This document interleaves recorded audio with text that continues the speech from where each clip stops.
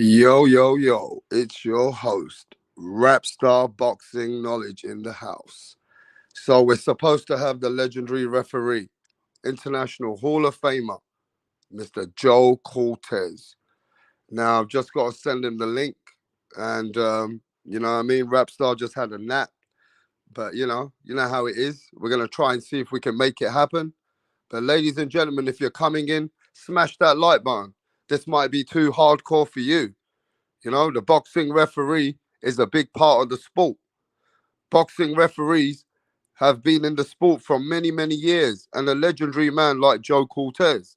You know, let's not forget we got Jack Reese, Richard Steele, many, many referees, which are legendary referees. But it might not be everybody's cup of tea, but this is definitely the boxing world. So speaking to the boxing referees are also a great outlook for the sport. Just to understand what a referee understands in the sport, to see how they look at the sport. You know what I mean? And when they've seen robberies happen in their face, there could be times that Joe Cortez seen another fighter that should have won, but really it went to the other fighter. So, a referee plays a big part in the sport of boxing.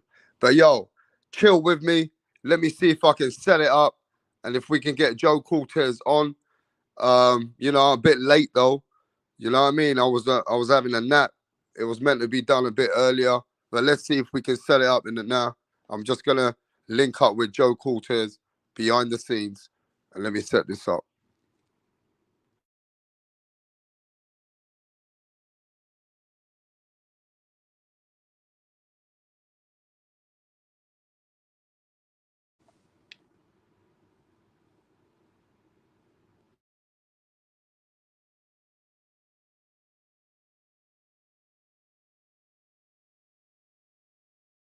Hi Joe. Yeah, I'm trying to get on that, get on that. Yeah, the boxing fans are waiting for you, Joe. Okay, I'm trying to get online. All right. Try and hit that link. All right. So Joe's trying to get there and hit that link, but let's see what happens with him because he couldn't hit the link earlier on and he couldn't connect, is what he told me. So he's trying to hit the link to catch up with you guys. Let's see if we can get him on the live. If not, we're going to try anyway, mate. The man can't get on the link from his phone. I don't know what happens, so he's going on his laptop. You know what I mean? So just give him a moment. But yo, smash that like button. It doesn't even mean look like people have come out for Joe Cortez. It don't look like people are out here for Joe Cortez. What's going on, bro? Support the referees in boxing, bro. You know what I mean? This is a real boxing channel. What's up with that? You know what I mean? People need to smash that like button, bro. But let's see what Joe's doing. Give me a minute.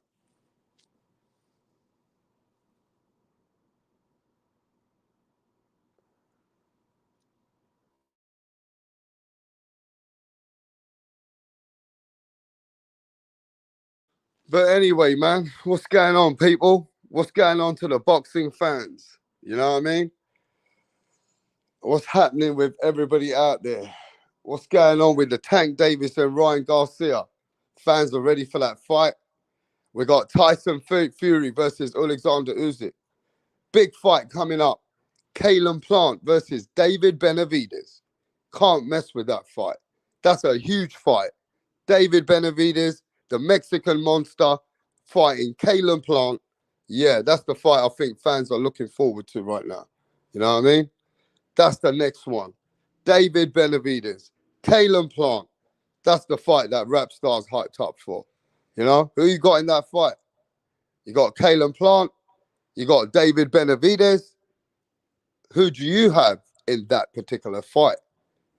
Well, people are edging towards Kalen Plant as the fight keeps going on. People are edging towards Kalen Plant, you know? But to be fair with you, I think David Benavidez is the favorite. I feel David Benavidez is the favorite in this fight. I know Kalen Plant got the skills. Kalen Plant got the skills, but let me tell you, those skills are going to get limited at some point. David Benavidez' onslaught, his consistency, his punches to the head, to the body, they're going to be too much for Caleb Plant. I feel like some point Caleb Plant is going to slow down. It feels that way. It feels like Caleb Plant is going to slow down. Do you know what I mean? At least in some of those rounds. At least in some of those rounds. Look, Caleb Plant can look good. Give me a sec. Caleb Plant can look good. But at the end of the day, you got to use a lot of energy. You got to use a lot of footwork. You know what I mean? And at some point, Caleb Plant's going to overstretch himself in the early rounds to win those rounds. And if he don't do nothing significant, and he can't hurt the Mexican monster, and if the Mexican fucking monster, David Benavidez, he don't get hurt by Caleb Plant's punches, and he don't get the respect,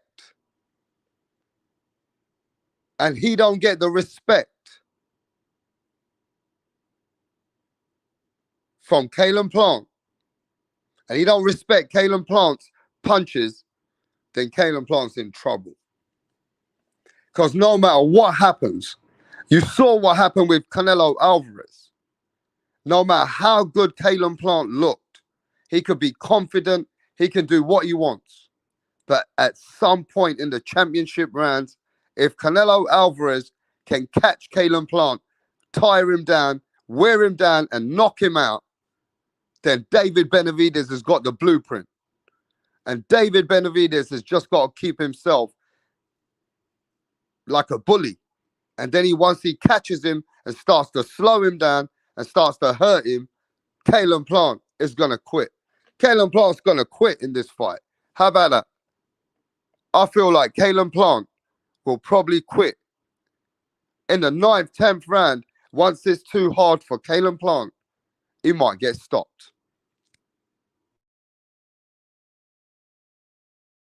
But yo, give me a minute, guys.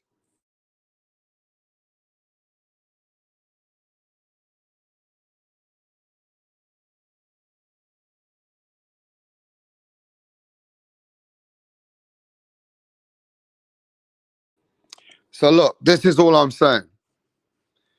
That at the end of the day, a lot of people like boxers are going with Caleb Plant because of the skills. They feel like David Benavidez doesn't have the skill set.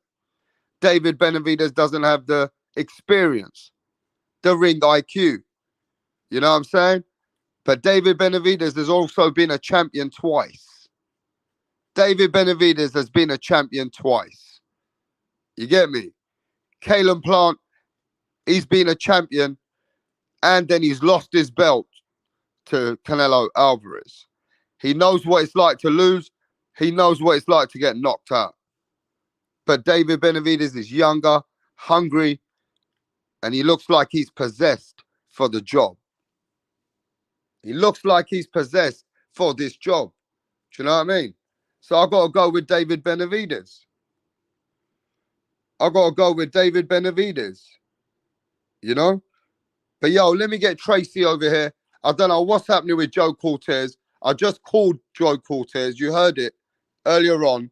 He picked up the phone and he said to me that he couldn't get on from his phone, so he's going to his laptop. You know what I'm saying? So we'll see what happens with Joe Cortez. If he's having difficulty for hitting the link, then maybe we'll have to reschedule with him. But we'll see. I'm going to call him one more time. I'm going to give him another 5 minutes, and then I'll call Joe Cortez up. See what he's saying. You know what I mean? But yo, let's get Tracy over here. Give me a minute, and I'll be back.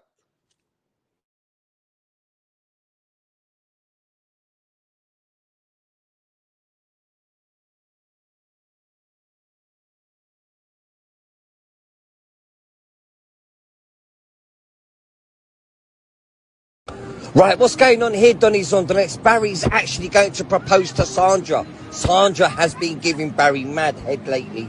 and he's witch, yeah? He's doing this behind the back of the boys because they know, yeah, they would have cussed him out for proposing to Sandra. Tracy had one job to do, and that was to record it. But she's all over the bloody place. Barry's clocked that she didn't get the footage, so he's going to propose to Sandra again. Oh, for fuck's sake, Tracy! What's going on?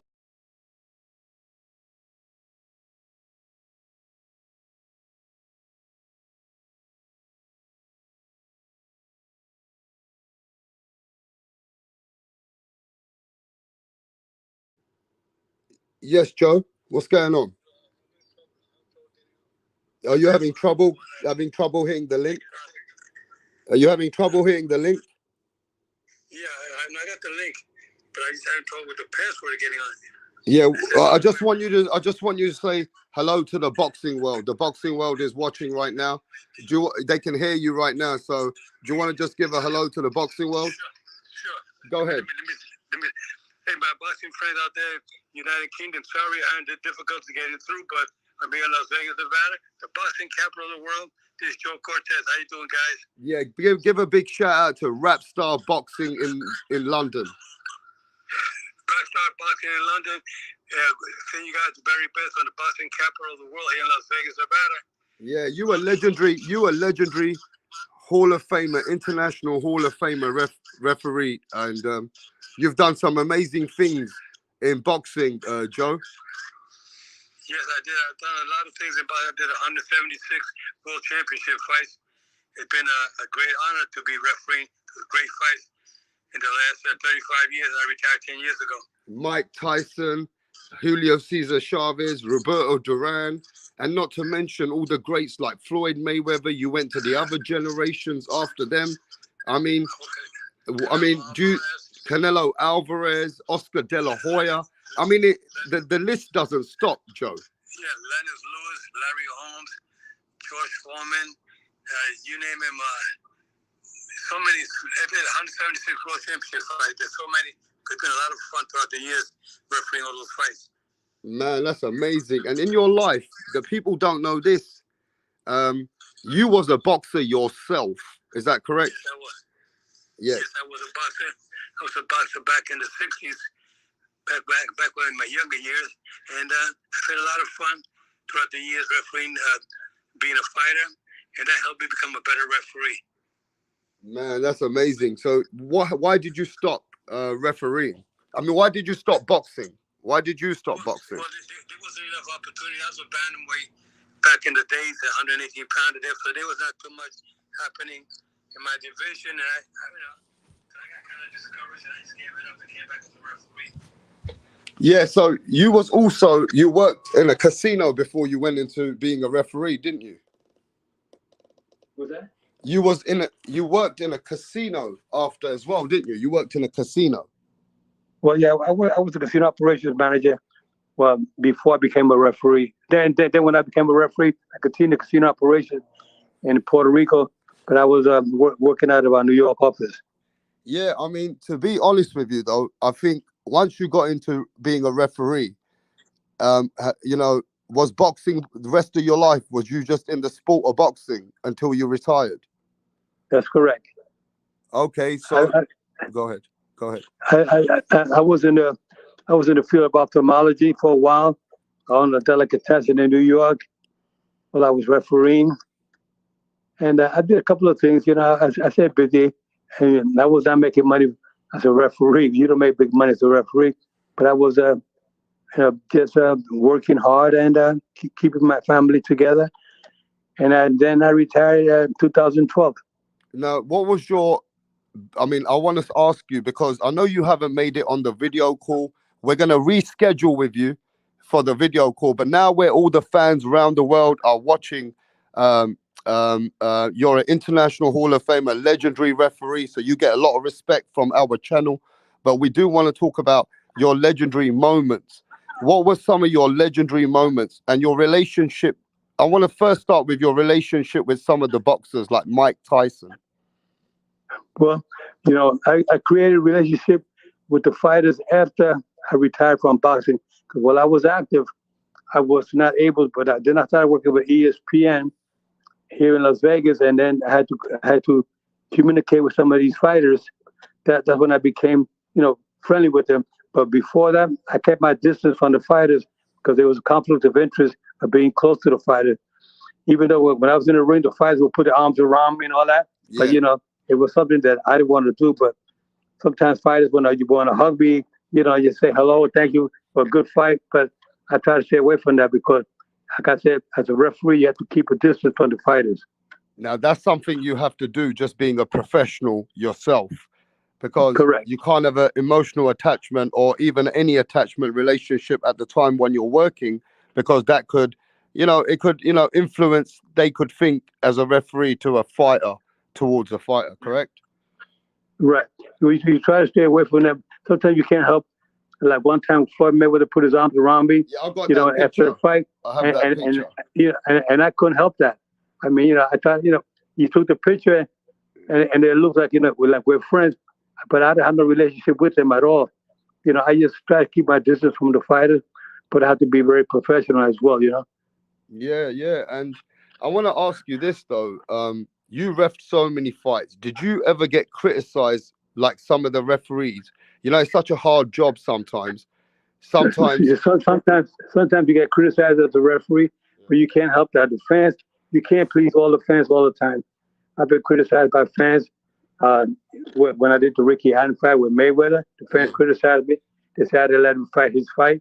I was just trying to break the fighters, and I had to do what I had to do as a referee.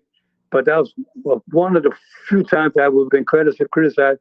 One time with Victor Ortiz for oh yeah, Floyd that was Mayweather. a very, He, very. That was a time when Victor yeah, Ortiz and Floyd yeah, Mayweather, and that was the headbutt.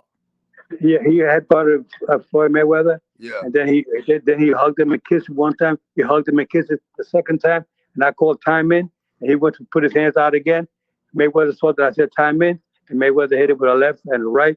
And Larry Merchant, the commentator, said it best. He said it was a legal sucker punch. It was not, it was legal, but it was a sucker punch. But there's something I couldn't change it because I told you the time was already in.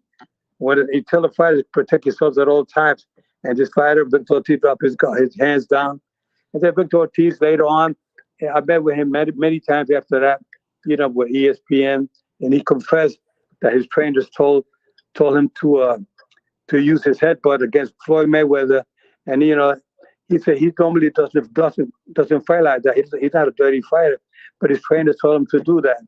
So it was a fault of his cornerman and Victor Ortiz by using the headbutt.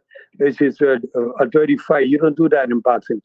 But those are time to time, and the fans didn't like it because Mayweather hit him when he went to put his hands out, like to hug him again, and Mayweather saw that I get time in, so he hit him with the left and the right, yeah. and But that's one of Mayweather the. was legally right in his own way, right?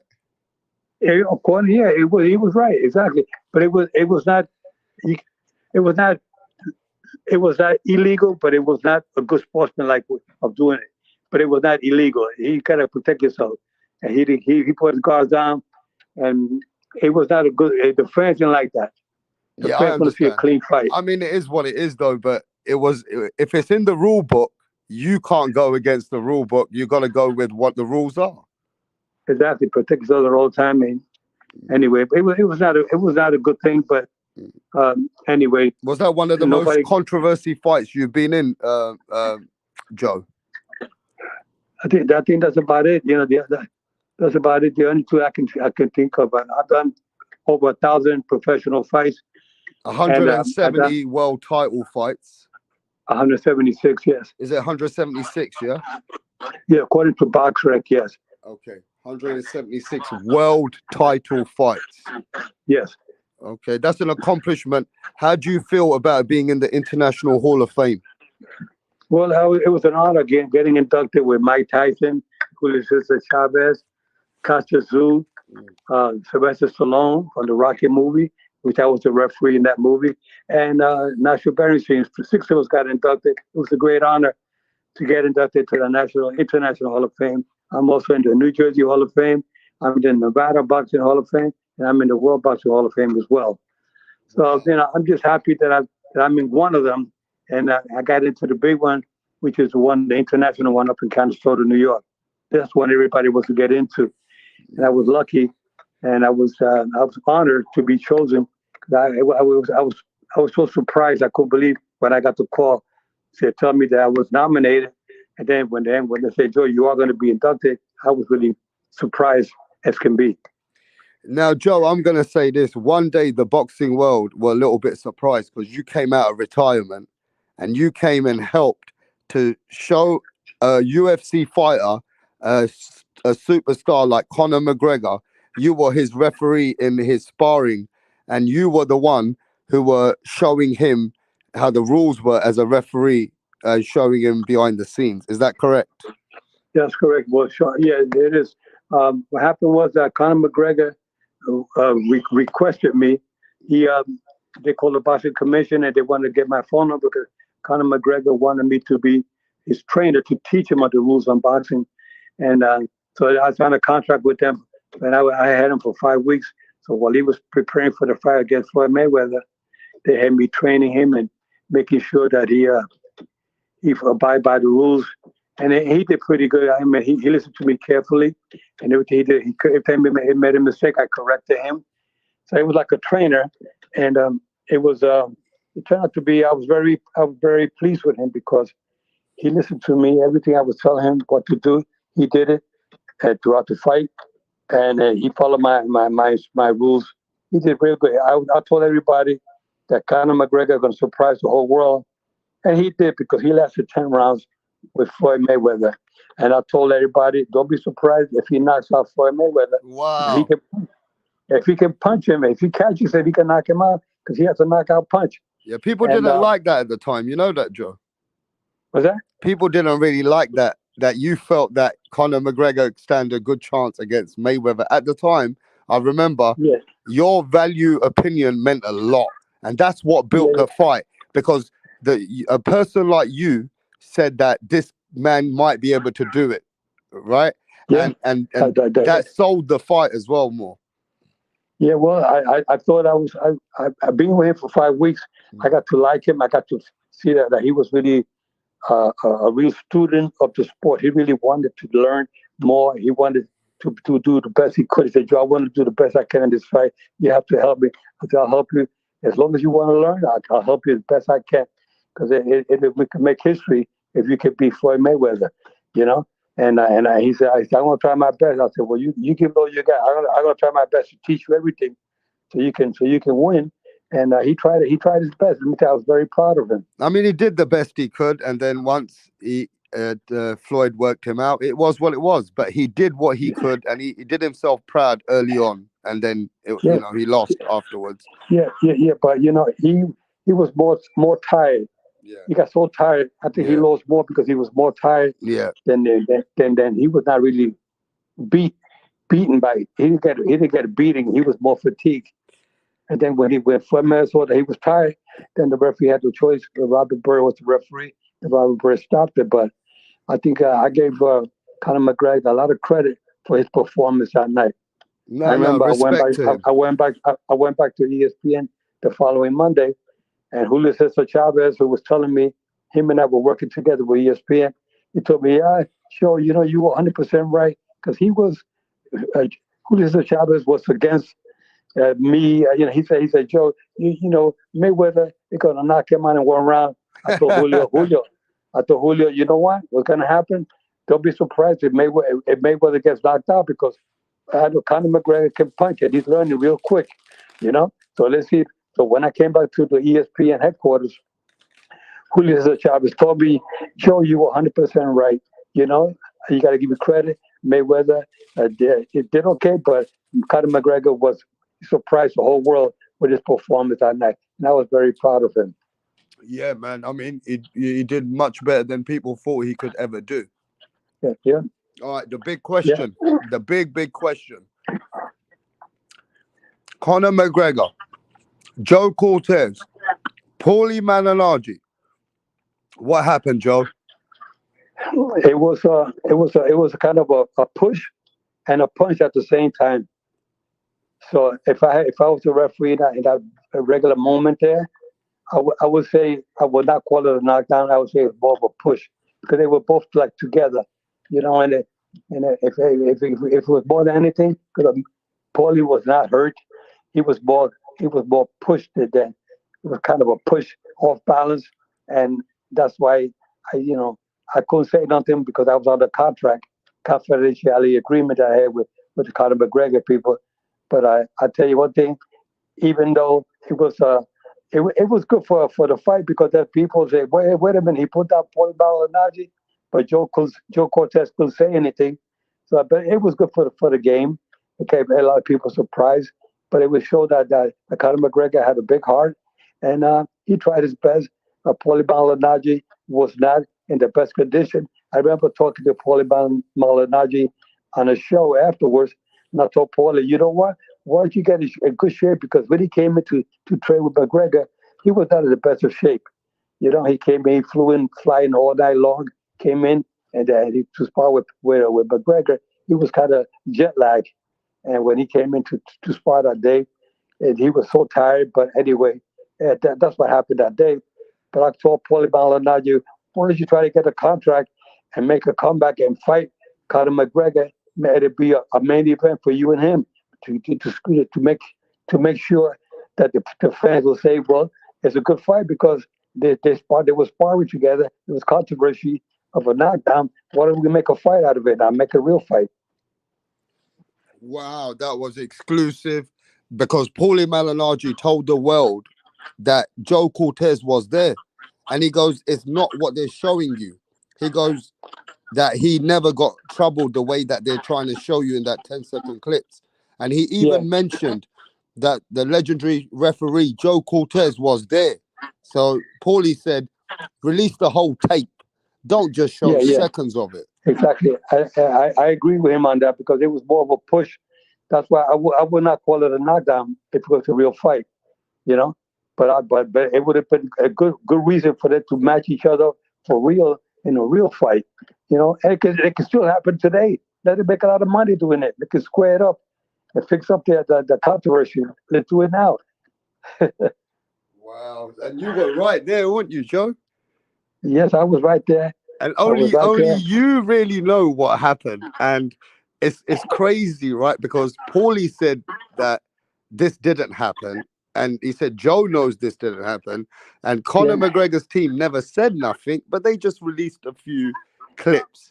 So it was weird. Like I said, it was more of a push and off balance. I would have not called it a knockdown in real life, but it was good enough to say, you know what, being as a controversial call, on the people, the way they put it out there, make a fight out of it. Paulie Malignaggi versus Conor McGregor in a real fight. They can still do it.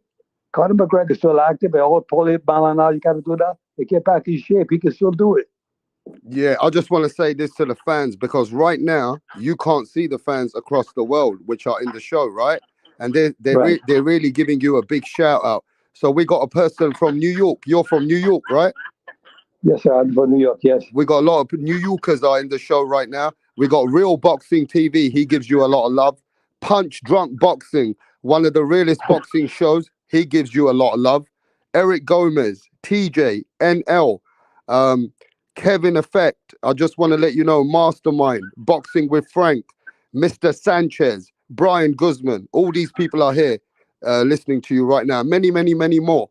We got General, Tip Bayliss. I can't keep going up and up, but there's a lot of people here and they're very appreciative of what you've done in the sport. Well, I've always tried to do the best I could, I can't please everybody, but I was trying my best out of 176 world championship fights. If you have one or two that a little not fat or not too happy with, it's not too bad considering close to 1,000 professional fights that I referee. Wow, so 1,000. Can I just tell the world right now, the 1,000 professional fights Mr. Joe Cortez has refereed since 1977. Correct. Before I've been born, before with many people probably been born, you've been in boxing since 1977. I want to give a shout out to the Australian Outlaw Boxing Club. They're in the building right now. Big shout out to Australia. So you've been in there for 1,000 matches. Yeah, I love Australia. It's a good, beautiful country, Mm. and I went there to referee Jeff Fennick one time. Oh, you He's from rep the Australia. legendary Jeff Fennick. Yeah, I referee him in Melbourne, Australia, Mm. and they treated me very good out there. I loved it. I think one of my favorite places to visit was Melbourne, Australia. And Jeff Fennick is a good guy, a good trainer. I remember he was training with Mike Tyson when I refereed Mike Tyson 8 times. I refereed Mike Tyson at 8 different times. I also did him when Jeff Fennick was training him in his last fight against Kevin McBride in Washington D.C. Day. And I remember after the sixth round when Mike Tyson was so exhausted, he was so tired, and he just couldn't go any longer. When I was walking back to the corner, Jeff Fennick looked at me and Jeff Fennick like gave me the signal, like, that's it. We can't continue no more. And I waved it off right there. I called off the fight. Jeff Fennick was there that day, and I refereed Jeff Fennick also in Las Vegas, I think it was 1992 when he fought a Suba Nelson. They fought to a draw, a controversial draw. A lot of fans thought Fennick won the fight. It was a good fight. It was one of the best fights that I refereed. A lot of action packed. Nelson, Suba Nelson, and Jeff Fennick. Great guy, great fighter, Jeff Fennick. Yes, we got a New Yorker boxing channel says Punch Drunk. He says Mill Lane and Joe Cortez are the best referees ever. Well, we try. I'm honored that the fans feel that way about me. I tried the best I could. I always gave it all I had, and to this day, now that I'm retired, I still love to work with the referees, and I love to talk to the young fighters about boxing. I try to keep the kids on the right track. I keep the kids off the drugs, out of gangs. I keep the kids on. I'm always giving back to the community. I pay it forward because God was good to me. The good Lord helped me become a good person, honest and caring and loving to everybody. And that's the way I want to be remembered, as a loving individual who love everybody from all parts of the world. Man, and listen to this as well, Joe. We used to, you never really used to get too hands-on in the fight. You used to let the fight flow more. Am I correct? You used to like to I be there from the distance and let the fighters control the ring. provided that there was no holding, I will let them fight. What is it? Can you please tell everyone your famous saying? Will it be fair? You can look at the fight. I was fair but firm. You can look at the fights. The fight with Evander Holyfield, Reddick Bowe. I refereed the first one and the third one, and that was great fights. And then you can also look at the Roberto Duran Iran boxing for the middleweight championship. I let them, as long as they're not clinching, I let them fight. Yeah. So we got a boxing club from Australia says, please tell Joe Cortez next time Jeff comes to the gym, we're gonna tell them a big hello from you. Very good. I appreciate that. Jeff Fennick's a good man, a good fighter, and I tell you, I really appreciate the talent that these fighters have. They gave it all they have, from the bottom of their heart. They try so hard, and I really appreciate. I was always honored to referee these great fighters. Now, my question goes here. I want to ask you a few things. Now, you remember the fight with Tyson Fury and Deontay Wilder? Yes. Now, Eric Gomez is a guy which is with Deontay Wilder camp. He asking the question, what would you have done in that point? When you saw Tyson Fury, he got knocked out. For 2 seconds, he was out. But he came back like the underdog, the Undertaker, and you saw Jack Reese gave him the benefit of the doubt. And Yes. he didn't wave the fight over. He wanted to wait for a fighter like Tyson Fury. What do you think Yes. about that? Well, I tell you, I called Jack Reese. I said, Jack, I want to congratulate you on your job. I said, because any referee on this planet would have stopped that fight when Tyson Fury went down the way he went down. I said, but you saw something different than anybody else, and you decided not to stop it. You made the right call, because with that call that you made, you changed the heavyweight history. It was one of the greatest comebacks in boxing history. Wow. And would you have let it carry on as well? I don't know. It would have been tough, because it's a call that you have to. It's very tough at the moment, yeah? It's a body language that you got to analyze. Yeah, you have to analyze the body language. And Jack Reed saw something that nobody else saw. Right. And Jack Reed made the right call. Wow. I mean, for you though, have you seen any fights that you've been in now that you're retired? You're not in any contracts anymore.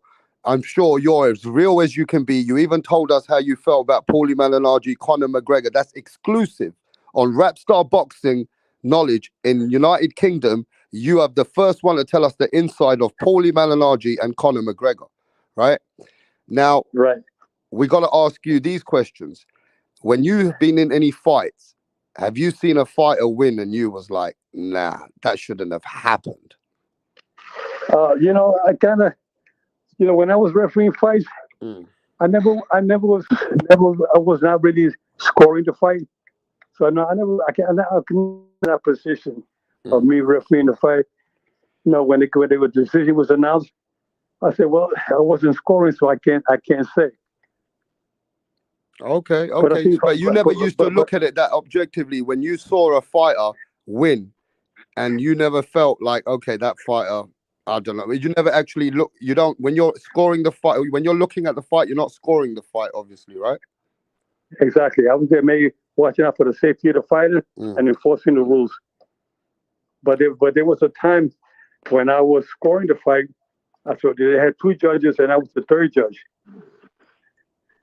See, years ago they had 22 judges and the referee was the third judge as well. So you were in So fights like that where there was two judges and the referee used to be the third judge. yeah, I was like that. Yeah, I was. Okay, I want to give a shout out to you from the legendary fighter that's on the channel right now, Mr. Nanito Donaire. He gives a shout out to you, Joe Cortez. He's here right now. Yeah, he's another great great fighter. Yeah. I refereed several times. He was one of the great ones, and he gave it all he had. And for a fighter that came in, he was not a heavyweight. He was a bantamweight. I believe he was a bantamweight, a flyweight. He was real light. Yeah. He had a good punch. He had good boxing skills. He was one of the better fighters in that weight division that he was fighting in. You know he's still active. You know he's fighting for the WBC belt soon. Well, let me tell you, he's been one of the better ones. He has a lot of experience. He's very dangerous in there. He can punch. If he comes in with good training condition, he could surprise the whole world again. Because don't forget, just because you're old doesn't mean that you're finished. Look at the time when I referee George Foreman at the age of 45. Oh, you were the referee of George Foreman when he was the oldest man who won a heavyweight belt. Is that correct? That is correct. He was 45 years of age. I was the referee. He was losing every round. And then in the 10th round, he knocked out Michael Moore. Wow, and you witnessed that. You were the referee for that, Joe. I was there up close. I was with him. I was with him 2 nights ago in California, in Los Angeles, where he was inducted into the West Coast Boxing Hall of Fame. I was with him Saturday night, 2 days ago, 3 days ago. Yeah, I can't read the chat, Nanito, because the way I'm doing the live, I've got Joe Cortez on the phone, then I've got him against my speaker, and then I'm speaking on the actual stream. So it's hard for me to look at the chat. But Nanito Donaire says he really appreciates everything. I just saw what he said now. He really appreciates everything that you've done in the sport of boxing.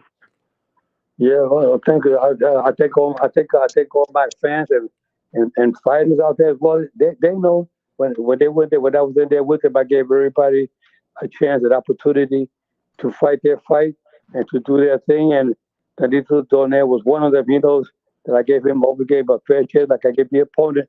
And they knew when I was the referee that they were very happy that I was the referee for their fight. Yeah. So now my question goes here to you. Now that you're not a referee, who are your favorite current fighters right now? Okay, I'm going to ask you, give me just like the 5 names that stand out for you right now in 2023. Well, let me tell you guys. Well, first, give me 10. Let me tell you one thing. It is so hard still for me to pick favorite fighters because my mentality has always been to be neutral, and I try to. I just can't, it's hard for me to change my way being neutral. I mean, there are some fighters out there that are outstanding. I mean, and I hear names of fighters that are very good out there. I'm not fans of them. I just hear how popular they are. Good fighters, but I can tell you, there's a bunch of good ones out there. And of course, I know Katsuzu, his son. Yeah, he's one of them.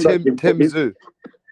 Yeah, that's one of them. And then you got Ryan Garcia. Oh, you like Ryan Garcia? You have Devin Haney. You got Devin Haney. And you got Gervonta Davis. They're fighting on April 22nd here in Las Vegas. All right. You sound like a fan now, Joe. Well, no, I'm just telling you names that are very popular out there. Yeah. My mentality, I'm just telling you what I see out there, what the fans are looking at, what I hear, all the chat, people talking about fighters. And the name Canelo Alvarez, they talk about Canelo Alvarez a lot. Yeah, I mean, Canelo is a great fighter, right, Joe?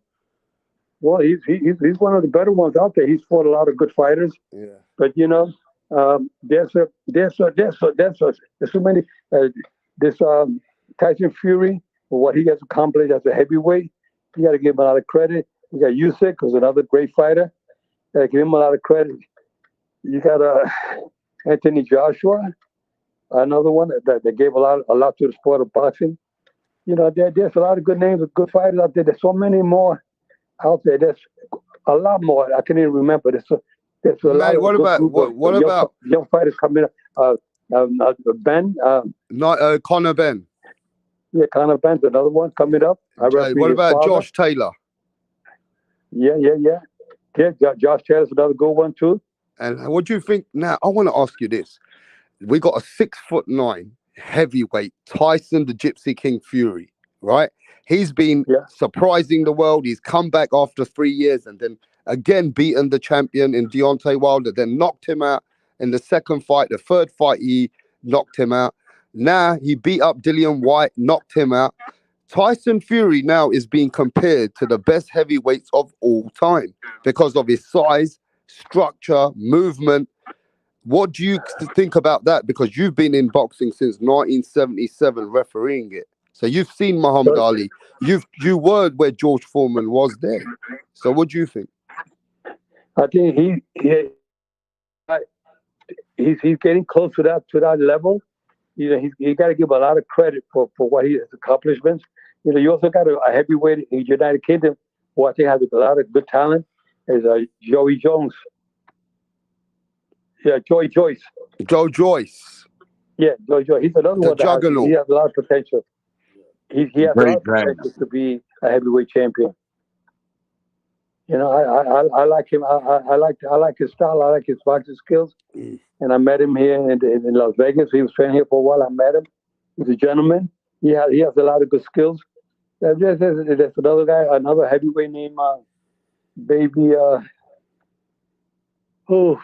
Miller. I think it's the Baby Miller, if I'm not mistaken. Another heavyweight, young guy he's about 23 years old. He's from the United States here. Big Baby Miller. There's a couple of good fighters out there. My thing is this, though. My thing is this. What do you think about the American boxing fans, which feel so unappreciated because Terence Crawford and Errol Spence is still never being made? And what do you think about those fighters? Those are two guys that I don't know why I didn't mention them. Those are two of all the great ones out there. I mean, Crawford is a hell of a welterweight champion, undefeated. He's done a lot.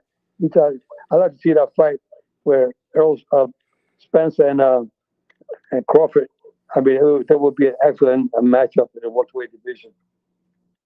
That's going to be a fight that the fans want to see, just like they want to see the Ryan Garcia and Gervonta Davis fight. I will put that fight with Errol Spence and Crawford. I will put him in the same class. Yep. The fight the fans want to see. Not only in the United States, all over the world. Wow. So do you still watch boxing currently a lot? Are you active in the game? Yes, I do. Okay. I think my DNA is boxing. So you're basically one of these people which will live and die by the sport of boxing's being so much part of your life. It's just part of you, Joe. That's it. That's in my blood. I was born with that. That's the way I'm gonna die. Where's your descent from? Are you Puerto Rican? Or My parents are from Puerto Rico. I was born and raised in New York. so you're a New Yorker. I'm a New Yorican. And what was the last fight that you retired with? I retired with a fight. I fought in Puerto Rico. I had retired. I came back 3 years later. I fought a guy named I fought a guy in Puerto Rico. A guy, Jesus Christ, a guy. It was a Dominican fighter for Dominican Republic. After 1971 was my last fight as a professional fighter.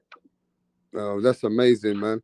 And it seems like, I know you probably missed the sport of actually refereeing it, but it's been a long time now. And the last time you probably refereed anything was you training Conor McGregor behind the scenes, right? Doing a bit of refereeing sparring. Yeah, it was an honor, working with Conor McGregor. I was surprised, and they called me. I was retired, but Conor McGregor said, "Joe, I wanted the best referee in the history of boxing." He said, "That's why I chose you to be my trainer for that fight." So I was very honored. They brought me in for that. It was a hell of an experience for me. I got so much attention. He got so much attention with that fight, and me being there with him made it even more exciting for the fans to know that he was being trained by me.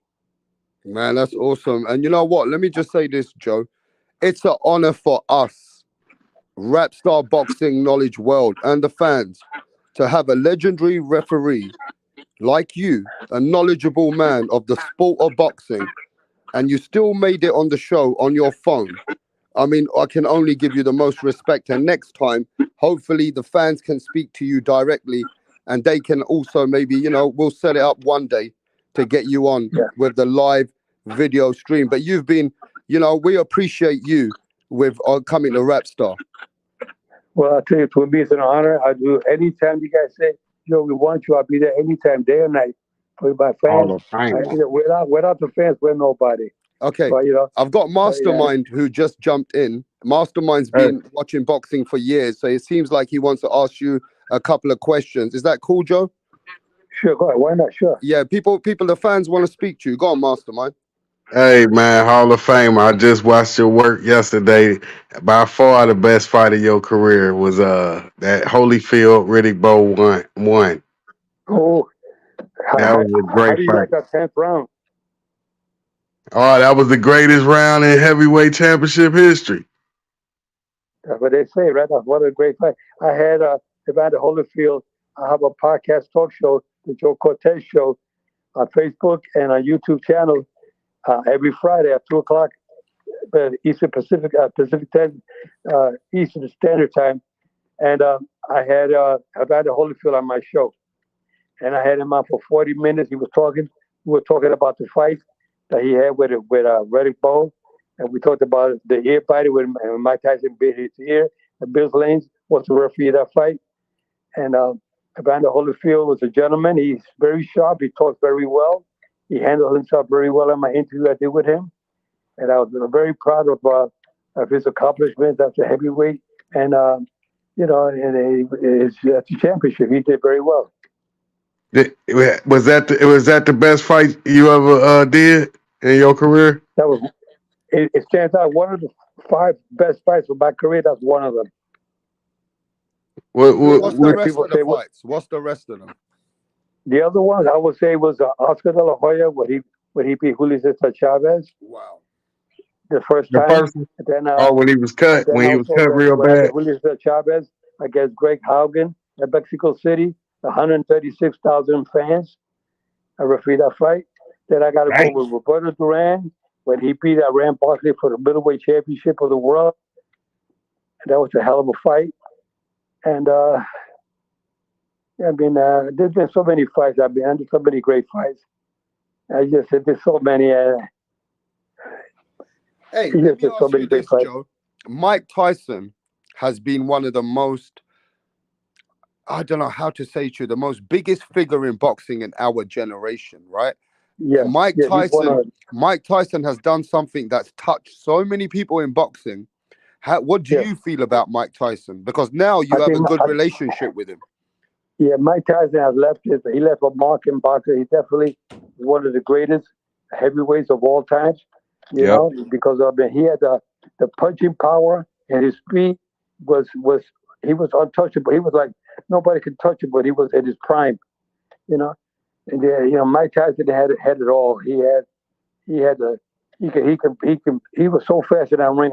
I was in there with him 8 times, and I remember when he knocked out Larry Holmes, and I did him against Kevin McBride, but he lost against Kevin McBride.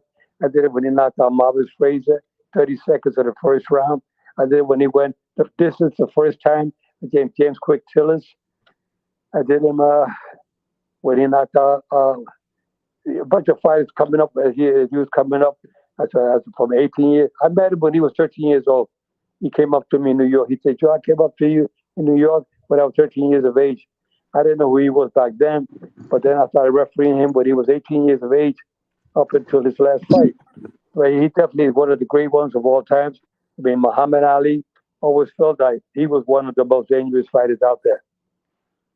Oh man, you did real Hall of Fame fights. That Marvis Frazier, Mike Tyson, that's a Hall of Fame 30 seconds still in the record books right now to this day. Nobody, that's the Yeah, quickest it is. Yeah, knockout in yeah, heavyweight championship yeah. history. Yeah, I remember I had Marvis Frazier and Joe Frazier came over to my house one day in Las Vegas because I wanted to show him my boxing ring that I have in my house. I have a gym set up in my house where I had him come in and they were so surprised. And I told Marvis Frazier, "Yeah, I remember refereeing your fight against Marvis against Mike Tyson." He said, "No, you remember Mike Tyson. You don't remember me because I didn't do nothing that day." Yeah, that was. He But was I think my instructions in the ring was longer than the fight. so did that was he lost to Tyson and Larry Holmes. That was his only two losses, first round knockouts. Did you do the Larry Holmes fight also? I did Larry Holmes with Mike Tyson. Yeah, that went 4 rounds. No, I'm talking about Marvis Frazier, Larry Holmes. That was his only two losses. He Oh only yeah, lost to no, Tyson I and didn't do Larry. that fight. No, Yeah, because he's no. I think he don't get his credit because he was knocked out early by Holmes and Tyson, but he was a decent fighter, Marvis Frazier. Yeah, he was Robert Frazier. He was a young, good fighter. He had some talent up until he Hmm. fought these guys that can punch and put him away. Yeah, He he was finished. he didn't have the experience to go up against a guy like Larry Holmes and a guy like Tyson. He didn't have that experience with. He couldn't weather the storm. It was too tough. It was too tough for him. Tell him Joe Rap. He only had 10 fights fighting Larry Holmes, who was 44-0. Yeah. He should have never been in there with him. He didn't belong, like you said. He got there with his namesake, but he was only 10 fights in, like Lomachenko. Yeah, no. Yeah, but there's not too many Lomachenkos around. Lomachenko is a rare fighter with only so many. But then again, you got to remember one thing. Also, don't forget about Leon Spinks. He only had seven pro fights, but he beat Muhammad Ali. And Evander Holyfield, 11-0. Dwight Kwawi, Yeah, 11-0. that's that for the cruiserweight title. Yeah, Yep. He was 11. So you got, like you said, Leon, Lomachenko, and Holyfield. yeah. Marvis Frazier Those three he guys wasn't made ready. it. But Yep. but but, but Leon Spinks, unfortunately, Leon Spinks, he lost on the rematch 6 months later. He lost at the rematch and never regained the title again. Who refereed that rematch fight? The I'm You trying to wasn't think. refereeing then? I think it was the rematch fight. Leon Spinks. I think it was Bill's Lanes. I'm not sure if it was Bill's Lanes, but it was here in Las Vegas. But Yeah, I that like was not here in yep. Vegas yet. I moved here in '92. That was before that. That fight took place back in the '70s when I was just starting out as a referee. But I think it was Mills Lanes or I really don't know. Either Mills Lanes, Carlos Padilla.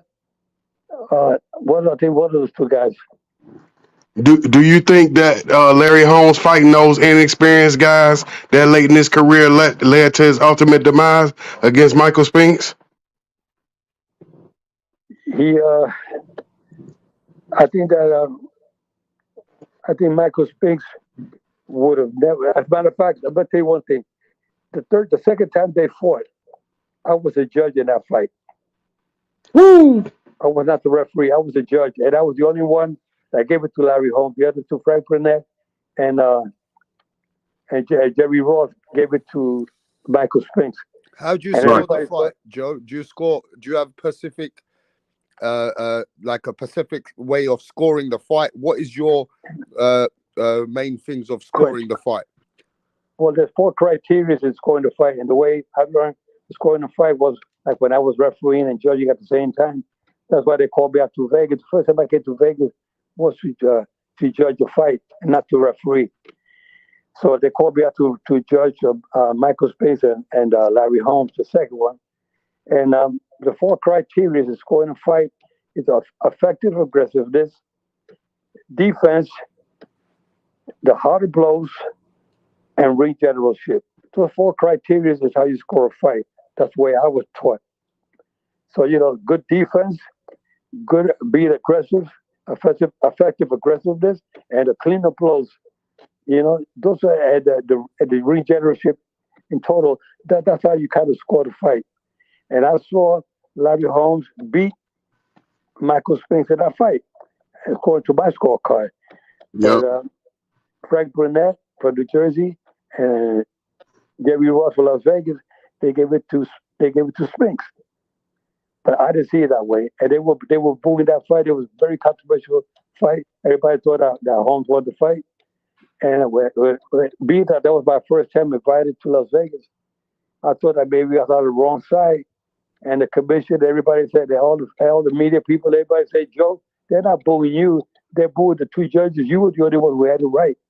The way, according to the way the media, everybody saw Holmes winning that second fight, the rematch. Yep. Most of the media thought Larry should have won that fight. Yeah. And then they called me out to judge again. A second time was to judge Roberto Duran and Sugar Ray Leonard.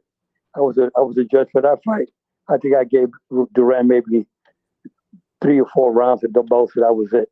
And I Leonard won everything else. Joe, did you ever? Sorry, Joe. Did you ever ref any women? Yes, I refereed Layla Ali several times, and I refereed Layla Makata several times, and Serrano, a fighter by the Serrano from Mexico, not the one from Puerto Rico, but one Serrano from Mexico, the first female champion from Mexico. Her last name was Serrano. Referee her, and there's a real pretty girl. She was like a model. I forgot her name. A girl from California, Mexican American fighter, very pretty. She was like a model, and I refereed her several times. She was very popular. Oh, and I did the girl that she used to fight a lot on the Mike Tyson undercard. Christy. She's with the Christy Martin. Yeah.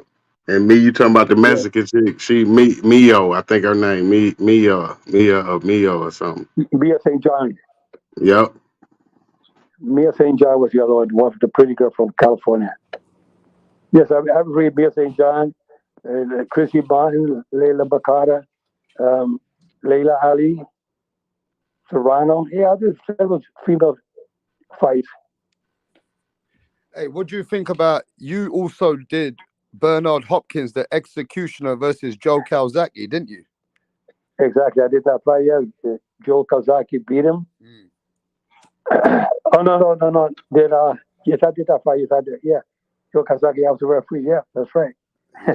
I forget so many fights that I've done throughout the year. You see, you can at least appreciate this channel. We're boxing hardcore, pugilist. Hardcore. You took points away in that fight from both fighters, from Calzaghe and Hopkins. They both lost points in that fight. You took points away from Calzaghe for rabbit punching and points away for Hopkins for holding. Yeah, I guess I did. Yeah, if I did it because they deserve to be point deducted. I give them you warning, warned them. and they You keep kept warning. Take points. But they both get. It was a good fight. It was a very good fight, and Calzaghe, pulled it out. But they Legendary. went out, and that was, I think Kazagi against, I think it was Nigel Benz. I believe I think he won the first fight against Nigel Benz, if I'm not No, mistaken. Nigel Benn and Kawasaki never fought. No? Oh my God, it just got disconnected by accident. That's the So best fight ever. Joe Calzaghe, Nigel Benn. That's what he got disconnected on. It was, hello? yeah, Joe, I don't know what happened, but yeah, Go ahead. Nigel Benn and what's his name? Nigel Benn and Joe Joe Calzaghe. Kawasaki never happened. No, it never happens. Nah. When The, Kazagi won the first title, I did over there in United Kingdom. I forgot who it was. When he the won the best first ever. title. The best ever lace up the good loves, Joe Calzaghe. Pulled it out against Hall of Famers Hopkins and Roy Jones and retired. That's how you do boxing. Nigel Benn and Gerald McKellen was hell of a fight. That was a Okay. crazy fight. Okay. Yeah, Is, Gerald. I think I refereed that fight, if I'm not mistaken. No, Gerald McKellen ended up in a coma. Oh, no, yeah. That's right. Have you ever refereed in England? No, right? You never Yes, came. yes, yes, yes. Did you come to England? I refereed Lennox Lewis over there. I refereed Klitschko's brothers over there. I referee. Oh, yeah. Then oh, I refereed several, at least a half a dozen fight championship fights in the So let United me let Kingdom. me ask this then. In your job, if it's bigger, the bigger the fight. Let's say if it's a major heavyweight fight, does the referee get paid more on that fight? Well, if there's a sliding scale, and the referee do get paid more for if the purses are bigger, they get paid more money. But now things have changed now because there's a lighter division like Canelo Alvarez fights, you know, and Triple G fights, those kind of fights like that. The referees get paid, a lot more than they do in the past. So it's depending on the salary of the fighter. There's different commissions and different sanctioning bodies pay you differently. And I always said they could give me zero, nothing. I would do it for nothing because that's how much I love the sport. I never did it for the money. I was always it because I love the sport. I never thought about making money as a referee. That was not my thing. Some people do it for as a secondary way of income, but I didn't. I never wanted to do that. I But mean, yes, your question is the heavyweight division. Back in the old days, the heavyweight division, that was a glamour division. They pay more money with the heavyweight division. But now, as you can see, the lighter divisions now, the big popular fighters, there's a lot more money now, like Canelo Alvarez and Oscar De La Hoya. They make a lot of money, more money than the heavyweights did in back in the old days. now what do you think about this saying? Like you get these referees in cricket that we've had in England that they've seen in India, Pakistan cricket matches that said that they had fixed matches. You've seen these documentaries with the gangsters in the olden days that years ago that boxing used to be fixed. Now that you're not in the sport, did you know anything like that? Have you heard of anything like that? I've heard about it in the movies Yeah. back in the day, and it was also in real life. You read the books, the history books. The boxing was controlled by the mafia back in the day with Frankie Carbo, and so you hear about those guys back in the 40s and the 50s. You Yeah. hear about that, but then when the government came in and they started investigating, a lot of these guys went to jail and everything stopped. Nobody will take a chance anymore with anything with fixing fights, you know. But you see it in the old movies because that's the way it was back in the old days. But you don't see that happening anymore in boxing. But You you don't even talk hear about it. but you talk about movies. We can't forget that you are not just a legendary referee. You are a Hollywood actor. You have done Rocky Balboa. You've done with Antonio Banderas. You've also done movies with some of the highest Hollywood characters in the world. So let's talk about your movie life and your film life. How did that Well, happen? it's been a lot of fun. I did movies with Rocky Balboa. Hmm. That was Sylvester Stallone. One day I was doing a fight and I was sitting down waiting to go into the ring, and somebody tapped me on the shoulder, at the back, and it was Sylvester Stallone. He was sitting with Sugar Ray Leonard. He said, "Joe, I'm doing a movie, a Rocky Balboa. I want you to be my referee for the movie." He said, "Give me your phone number." So I gave my number, and then I got a call a few weeks later that I became a referee for that movie. Another time, Eddie Murphy. Eddie Murphy's another guy, big fight fan. And he also came up to me and said, "Joe, I'm doing a movie. How can we get a hold of you?" And a movie called I Spy, and we filmed that up in Vancouver, and with the boxing scene we did up there. And then Antonio Banderas, Woody Harrelson played through the bone. Some agent called me up and said, "Listen, we are doing a movie, and you were selected to be the referee for the main event." I said, "Okay." And then there was another one with called Undisputed with Wesley Snipes, and they asked me to be the referee for one of the fights in that movie. I did that. So yeah, I've been involved. I did a lot of documentaries in boxing. To me, it's been a lot of fun. I've been honored to be chosen to be the referee for those movies, and to this day, I can't believe that even I've been retired for 11 years already now, and I'm still getting calls from everybody. This is my second interview I've done today. One was in Spain, in Spanish, Mm. from Spain this morning, and now tonight with you guys. And like every week I'm doing an interview with somebody. I'm It's a always getting, blessing. it's an honor for me to be in that position. I thank the fans around the world for having me in that position. Man, that's amazing, and I appreciate it, man. Frank, you got a question for the legendary Joe Cortez? Oh yeah, just giving props to him. I met Mr. Cortez one time, and he predicted that Canelo was going to be a major superstar. So, I mean, obviously he knows, but he definitely knows. But my only question was, sometimes when you're judging a fight, like what do you think of the scoring when, say, like B-ball Canelo was 114, 114 as a ref? How do you feel about that sometimes? Well, sometimes, you know, I remember when I was going to fight as a referee and I was a judge. They only had two judges, and the referee was the referee and the judge at the same time. They, I would say, there's always. I try to, There's got to be somebody who wins a round by by one punch. I was sometimes there was 10 seconds to go. I said, "Oh my God, I hope somebody throws a good punch here. I don't know which way to go yet." And one guy to take the last punch. That's what I said. Well, I got to give that round to that fighter. I try to stay away from even rounds. But when it comes to 114, it happens. It just happens. But I try to stay away from even rounds. I mean, you You see mean a back in the old 10-10? days, Like in the olden days, Joe, they used to score in the old 10-10. days, you hit 4, 5, or 6 even rounds. Yeah. I mean, you got to be kidding. You don't hear about that no more. And this not controversial, but maybe just asking you as a being very experienced in boxing, what do you think has been boxing's biggest problem from going so mainstream to kind of have like a niche now they call it? You mean as far as decisions are concerned? No, like boxing used to be mainstream in America, and then slowly it's just gone, Oh, yeah. smaller Well, and smaller. with the MMA, MMA now is taking a little bit away from boxing because now MMA is becoming a little bit more popular because I guess they promote it a lot more than they do boxing. Promoters don't promote boxing the way they used to back in the old days. Now you get a few promoters, like that promote the fights pretty good, like the Zone. They promote pretty good. Top Rank promotes pretty good, and Golden Boy. Those are about the three top ones, and of course PBC, Al Heyman. Those four promoters are what kind of promote boxing a little bit.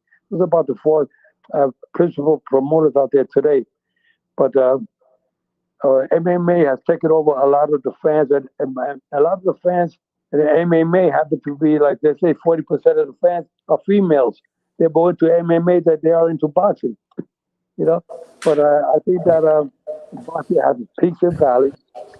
Boxing, and there's times that you have a lot of fights coming up like every month. All of a sudden, there's nothing for 3 or 4 or 5 months. Nothing is happening. And so kind of people say, "Oh, boxing is fading. It's not as popular as it used to." But I think it's all because of the MMA. Ah, that's a good. Yeah, we argue about it all the time. That's why I asked.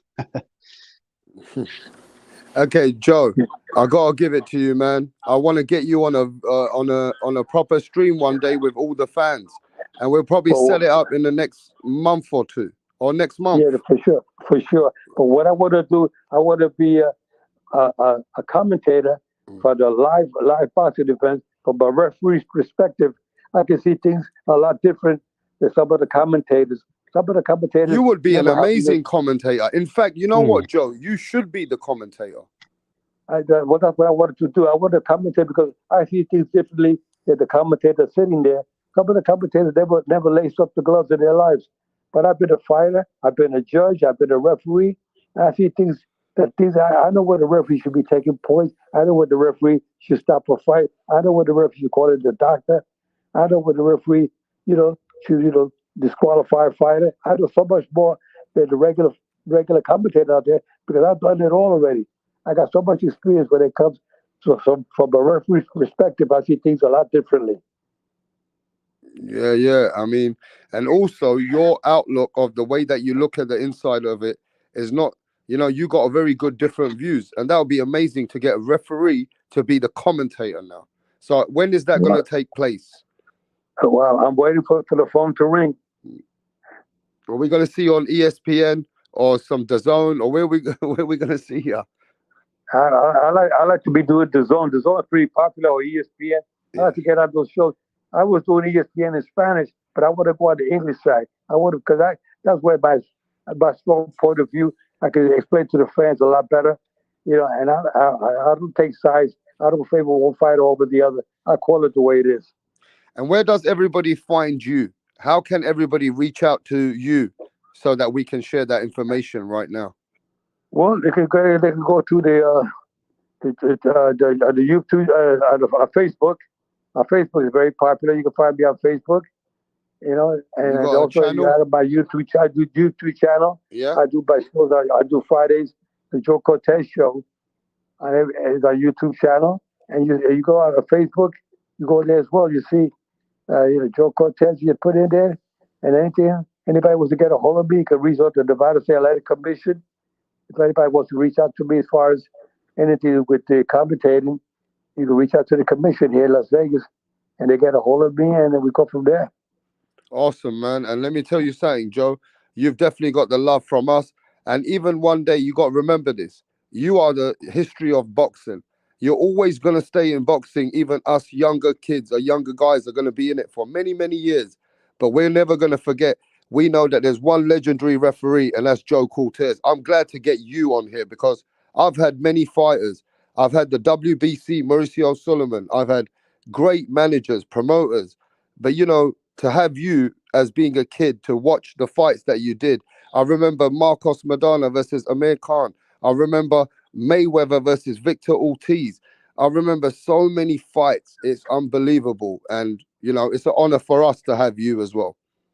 Well, thank you very much. It's an honor for me to be on your show. I want the fans to listen on your show on a regular basis, on the weekly basis where you have your shows. And it's good to learn. You will learn a lot about what's going on in boxing inside the ring. Put onto your show on a regular basis. I like to see the fans get more involved, interact more with your program, and just keep watching and listen to your show on a regular basis. You guys are doing a great job. Very proud of you guys. Man, we appreciate you as well, Joe. So I'm going to catch up with you soon. Now that we've already linked up behind the scenes, and I want to just say to you, thanks for your time, and we'll definitely be catching up with you soon, sir. You take care. Good luck to all you boxing fans out there. It's a pleasure. You guys are listening in. And next time will be a video instead of audio. We can talk to you guys more one-on-one. Keep your guards up at all times. Protect yourselves at all times. And remember, guys, I'm fair, but I'm firm. Touch them up. God bless you, bro. God bless. Take care. God bless. Amazing. Ladies and gentlemen, you heard it there yourselves. Joe Cortez, the legendary referee, all right, in boxing, came and showed WRAPSTAR boxing knowledge, a lot of love, and to all the fans. So we'll catch up with you guys soon, and I'll catch up with the channel. But we had Joe Cortez, and we'll see him soon again, I'm sure, on the channel. God bless everyone.